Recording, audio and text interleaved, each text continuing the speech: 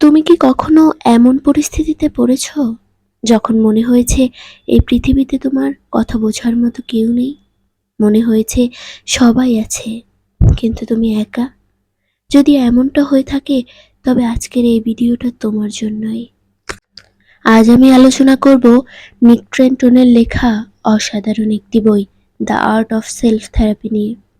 এই বইটি আমাদের শেখায় কিভাবে নিজেই নিজের থেরাপিস্ট হয়ে উঠতে পারি, কিভাবে নিজের সাথে বন্ধুত্ব করে তুলতে পারি, আর কিভাবে ধ্বংসাত্মক চিন্তা থেকে নিজেকে মুক্ত করে নতুনভাবে বাঁচতে পারি। এই বইয়ে লেখক প্রথমেই বলেছেন, থামো, চিন্তা করো এবং বোঝো। এই কথাটির মূল বার্তা হলো, নিজেকে বোঝার শুরুটা হয় থেমে দাঁড়ানো দিয়ে। আমরা দিনভর দৌড়াচ্ছি, চিন্তা করছি, ভয় পাচ্ছি, কিন্তু কখনো নিজের মনের দিকে তাকানোর সময় নেই। লেখক বলেন, চিন্তার গতি যত বেশি, উপলব্ধির সুযোগ তত কম। এই অধ্যায় আমাদের অনুপ্রাণিত করে নিজের চিন্তাকে লক্ষ্য করতে, নিজের সাথে সংলাপ শুরু করতে। অধ্যায় 2, নেতিবাচক চিন্তার পেছনে যা লুকানো। আমরা অনেক সময় ভেতরে ভেতরে অনুভব করি, আমি ব্যর্থ, কেউ আমাকে বোঝে না, আমি ভালো কিছু করতে পারবো না, এসব কথা। লেখক বলেছেন, এ ধরনের বিশ্বাসগুলো হঠাৎ করে আসে না। এগুলো শিকড় থাকে আমাদের অতীত, অভিজ্ঞতায়, ছোটবেলার কথায়, হারানো আত্মবিশ্বাসে। এই অধ্যায় শেখায় চিন্তার পেছনের মূল গল্প খুঁজে বের করা। কারণ যদি আমরা শিকড় না চিনতে পারি, তাহলে পাতা বদলালেও ফল বদলাবে না। নিজের বিশ্বাসকে প্রশ্ন করো। আমরা অনেক সময় আমাদের নেতিবাচক বিশ্বাসগুলোকে চ্যালেঞ্জ না করেই সত্যি ধরে নেই। যেমন, আমি কখনো বদলাতে পারবো না, আমি সম্পর্ক রাখতে পারি না, আমি কারো পছন্দের যোগ্যই না। এই অধ্যায়ের বার্তা, সব বিশ্বাস সত্য নয়, কিছু বিশ্বাস মনের বানানো গল্পও হয়।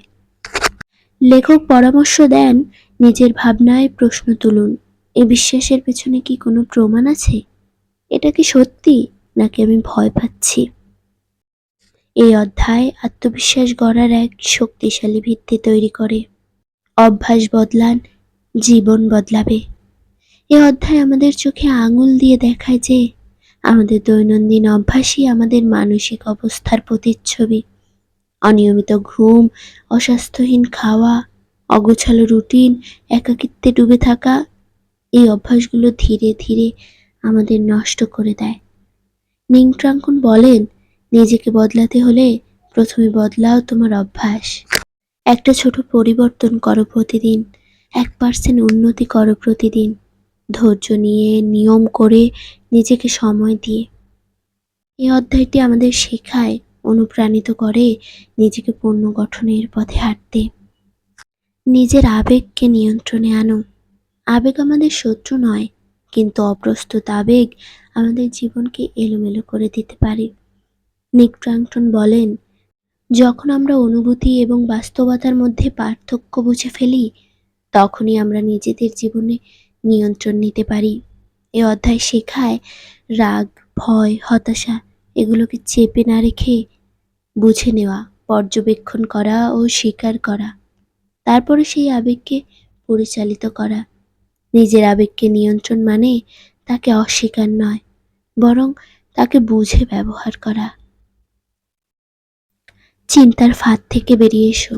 এই অধ্যায়ে লেখক বলেন, আমরা অনেক সময় এমন চিন্তায় আটকে পড়ি যেটা বাস্তবতা নয়, শুধু ভয় কিংবা সন্দেহের ফসল। যেমন, আমাকে সবাই অপছন্দ করে, আমি কিছুই পারি না, আমার কোনো ভবিষ্যৎ নেই। এসব স্বয়ংক্রিয় নেতিবাচক চিন্তা থেকে বেরিয়ে আসার জন্য 3টি কৌশল দেন। 1. চিন্তা থামিয়ে সেটাকে প্রশ্ন করো। 2. সত্যতা যাচাই করো। 3. বিকল্প বাস্তবতা পরিকল্পনা করো। এটা এক ধরনের মানসিক ব্যায়াম, যেটা ধীরে ধীরে আপনার মস্তিষ্ককে নতুন পথে ভাবতে শেখায়। আত্মবিশ্বাস তৈরি হয় চর্চা দিয়ে, চমক দিয়ে নয়। অনেকে মনে করেন আত্মবিশ্বাস জন্মগত গুণ, কিন্তু লেখক বলেন, আত্মবিশ্বাস একটি অভ্যাস। ছোট ছোট প্রতিজ্ঞা রেখে চলা, নিজেকে বিশ্বাস করা, ব্যর্থতাকে শিখন উপকরণ হিসেবে নেওয়া এবং নিজেকে বারবার নতুনভাবে চ্যালেঞ্জ করা, এটাই আত্মবিশ্বাস গড়ার পথ।